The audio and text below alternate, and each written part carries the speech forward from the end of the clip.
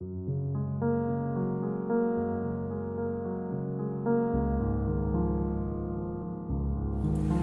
bym wyróżnił pojęcie procesu. Nie policzyłem, jak często się pojawia, ale mam wrażenie, że bardzo często się pojawia w tym dokumencie to słowo proces, szacunek dla procesu, dla jego etapów, dynamiki procesu, w opozycji do takiego myślenia, które jest obecnie myślenia magicznego, które szybko i naiwnie, często infantylnie oczekuje zmiany i się rozczarowuje oczywiście, gdy te zmiany nie nadchodzą i to myślenie magiczne jest obecne w duchowości, w psychoterapii, w polityce, w wielu wymiarach. Natomiast papież przypomina to jedno z najbardziej podstawowych pojęć chrześcijańskich, że chrześcijaństwo jest duchowością, wydarzeniem procesu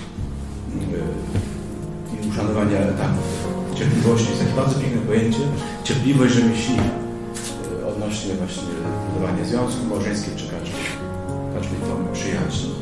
Że wymagana tu jest cierpliwość rzemieślnika, pokazując, że nie sztukę i umiejętność, bo rzemieślnik musi się na tym znać, a jednocześnie też proces. Szacunek dla procesu. To wymaga oczywiście dojrzałości. Człowiek bardziej dojrzały, tym bardziej szanuje proces. Im słabiej jest z dojrzałością, tym bardziej wchodzi myślenie infantylne, nadużywające pojęcie cudu.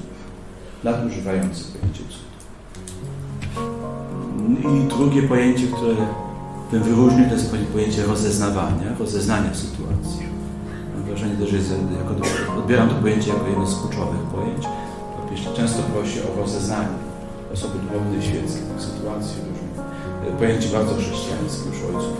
W pustyni było via kryzys, rozeznanie, ale też wprowadzenie w kryzys przez trudność pewną, trud rozeznania, który się wiąże często z kryzysem, rozdzieleniem, bólem, od którego można uciekać właśnie pomijając to staranność rozeznania czegoś, kryteria rozeznawania duchowego aż po dzień dzisiejszy.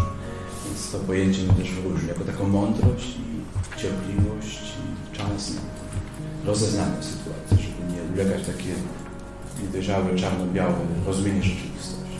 Rzeczywistość chrześcijańska jest właśnie tą bardzo subtelną rzeczywistością, która wymaga nieustannie rozeznania.